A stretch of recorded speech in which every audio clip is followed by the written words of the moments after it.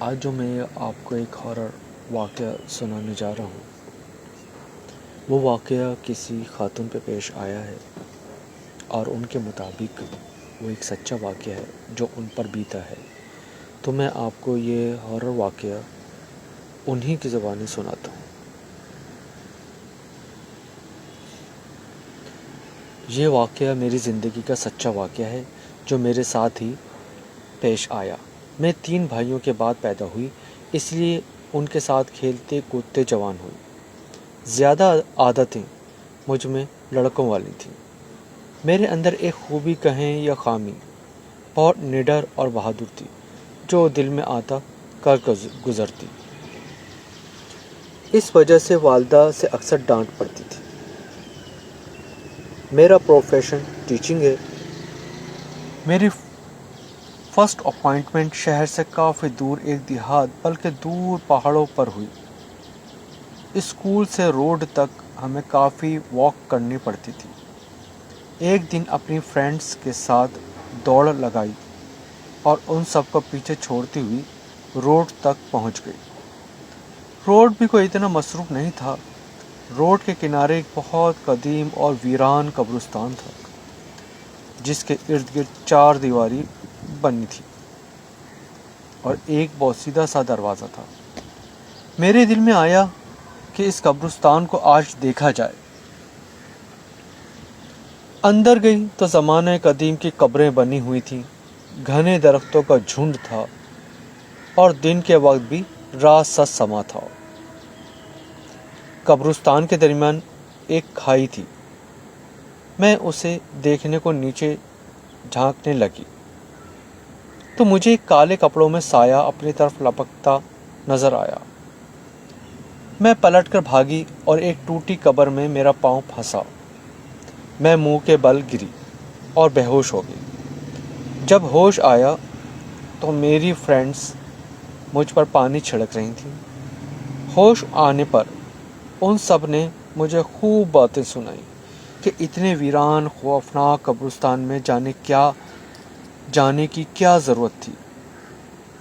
لوگ اس کے باہر سے بھی گزرنے سے ڈرتے ہیں۔ مس مریم، آپ کی یہ ایڈونچر ایک دن ہمیں بھی کہیں پھنسا دیں گے۔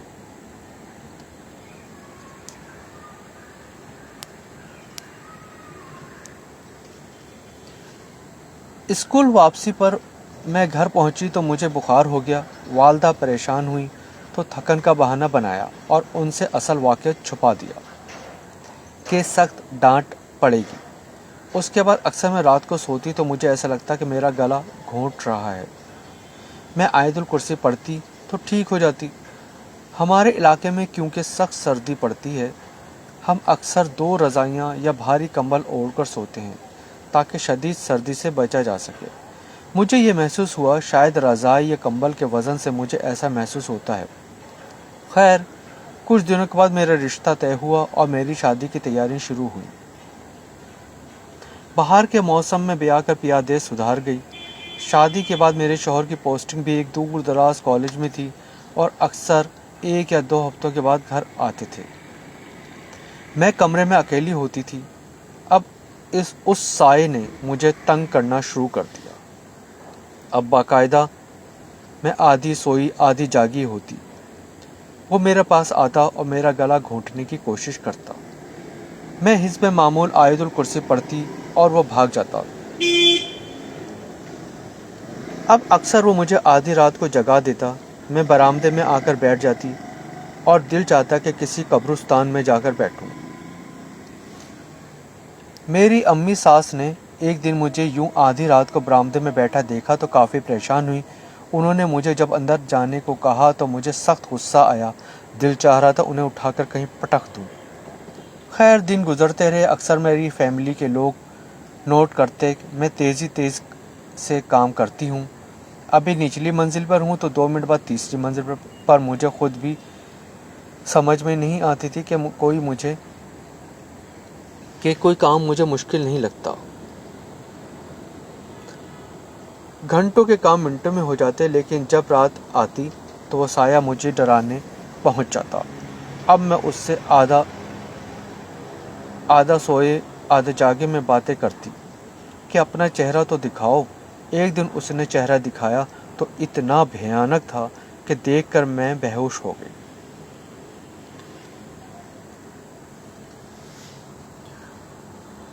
उसके हमले तेज हो रहे थे। मैं उसे कहती कि मैं अल्लाह के कलाम से तुम्हें शिकस्त दूंगी, लेकिन वो कह के लगाता हुआ गायब हो जाता। अब मुसलसल बेख्वाबी से मेरी सेहत ख़राब होने लगी और मुझे अपने सर और कंधों पर बोझ सा महसूस होने लगा। मेरी भूख ख़त्म हो चुकी थी। जब मेरे शौहर वीकेंड पर आए तो मेरी हालत देखकर परेशान हो गए।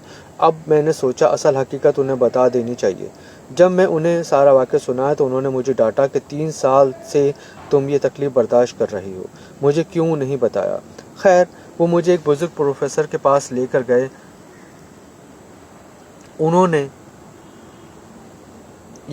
उन्होंने कुरान की आयत का विर्द शुरू किया तो मुझे उन पर सख्त गुस्सा आने लगा। दिल चाह रहा था कि उनको उठाकर पटक दूं। वो कुरान आयत पढ़ते जाते और पानी मुझ पर छिड़कते जाते। आहिस्ता आहिस्ता मैं इर्द गिर्द से बेखबर होकर बेहोश हो गई। थोड़ी देर बाद जब होश आया तो उन्होंने बताया कि कुछ साल पहले जो आप कब्रिस्तान गई थीं, एक साया आपसे चिमट गया था। आपकी हिम्मत है, इतना अरसा आप तकलीफ़ उठाती रहीं।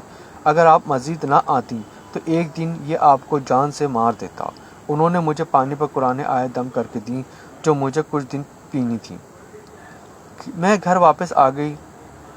2-3 दिन मेरा दिल उदास रहा। ऐसा लगता था कि कोई मुझसे बिछड़ गया, लेकिन उसके बाद मैं मुकम्मल सेहतयाब हो गई। मुझे वक्त पर नींद आने लगी, भूख भी लगती और कंधों और सर से दर्द और बोझ ख़त्म हो गया। बोझ ख़त्म हो गया। मैं अपनी हकीकी ज़िंदगी में वापस आ गई।